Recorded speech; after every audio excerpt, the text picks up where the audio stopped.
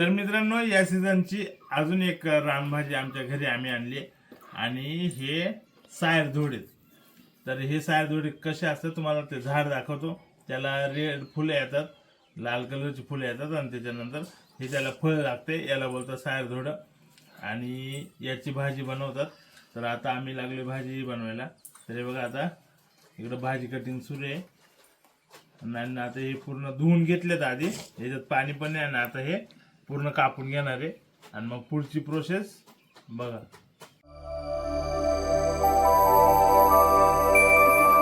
नानी काय करते? आई तू कायची भाजी करते? सायदोड्याची भाजी करायची.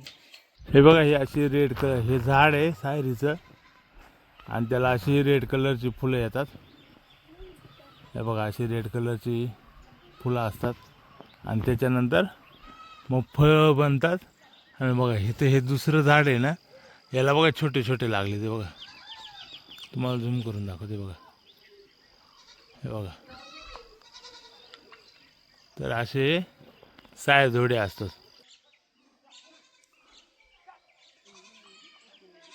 हे बघा, आता ती भाजी करण्यासाठी आता पहिला कांदा कापून घ्यायचा आहे म्हणून आता आणि कांदा कापायला लागली.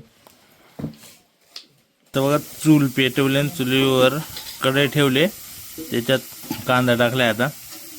आता कांदा थोडा गरम झाला की आता त्याच्यात तेल टाकायचं आहे. तर हे आलं त्याच्यामध्ये तेल. आता कांदा ब्राऊन होईपर्यंत भाजून घ्यायचा. कांदा आता ब्राऊन झाला आहे. आता त्याच्यात हे टाकली मिरची, लाल मिरची, हा काळा मसाला आणि हा थोडा संडे मसाला टाकलाय आणि हे टाकले हळद आणि धना पावडर. आता हे सगळं व्यवस्थित परतून घ्यायचं. व्यवस्थित परतले. आता त्याच्यात टाकू आपण हे सायर धोडे. आता चवीनुसार मीठ टाकू त्याच्यात. हे आलं मीठ त्याच्यात. याला व्यवस्थित मिक्स करून घेऊ. हे कसं व्यवस्थित मिक्स करून घेतले. ते व्यवस्थित शिजण्यासाठी आपण त्याच्यात थोडंसं पाणी टाकले. आता हे पाणी आटतोपर्यंत आपण याला व्यवस्थित झाकण देऊन शिजूया. मग ते एकदम छान होतील. चला, तर भाजी झाली का नाही आपण बघूया शिजून. याला इकडं साईडला ठेवतो मी असं. आता जाळ पण भरपूर झालंय आणि भाजी जवळजवळ शिजत आली बघा. नाही अजून नाही शिजली, पण पुन्हा झाकण ठेवूया. कशी झाली दा सांग रे म्हटलं रे.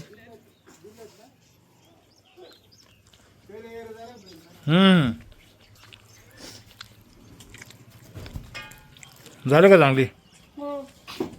आणखी चांगले झाले.